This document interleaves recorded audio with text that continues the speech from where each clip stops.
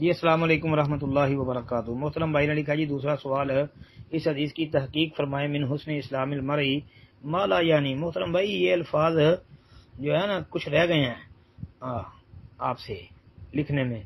اصل الفاظ وہ یہ ہیں کہ من حسن اسلام المرئی ترکہ ما لا یعنی، یہ ترکہ کے لفظ آپ نے چھوڑ دیے ہیں، ترکہ ما لا یعنی جی۔ یہ روایت کی بھائی کہتے ہیں جی تحقیق کر دیں۔ اللہ اکبر اللہ اکبر۔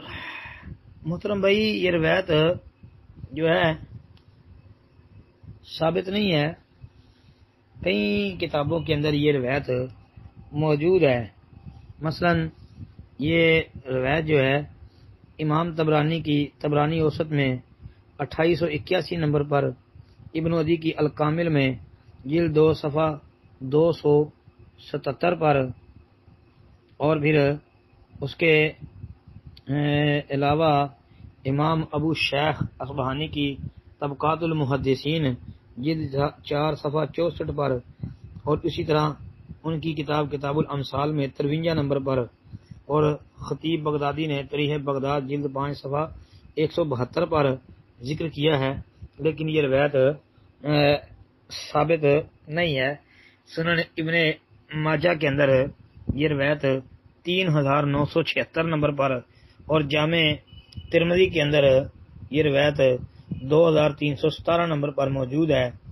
اس کے علاوہ بھی کئی کتابوں میں ہے، لیکن سند اس کی صحیح نہیں ہے۔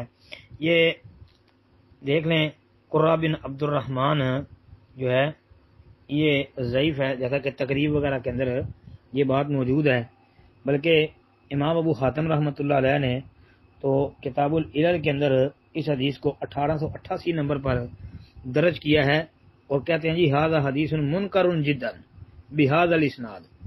جو انہوں نے اس پر ایک سند نقل کی ہے، اس سند سے انہوں نے کہا کہ اس سند سے یہ حدیث انتہائی منکر ہے، یعنی اس کو ابو حاتم رحمۃ اللہ علیہ جیسے عظیم المرتبت محدث جو ہیں انہوں نے اس روایت کو منکر قرار دیا ہے۔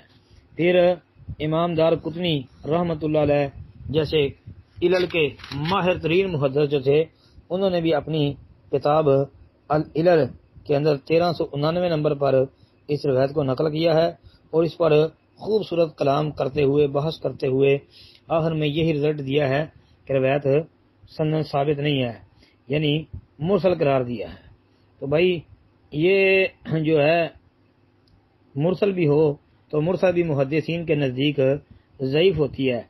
یہ ابتدائی کلاسوں میں پڑھنے والے طالب علم جو ہیں وہ بھی اصول حدیث کی کتابوں میں یہ بات پڑھ چکے ہوتے ہیں کہ مرسل جو ہے یہ ضعیف کی اقسام میں سے ایک قسم ہے، تو مرسل محدثین کے نزدیک ضعیف ہی رہتی ہے۔ جی السلام علیکم ورحمۃ اللہ وبرکاتہ۔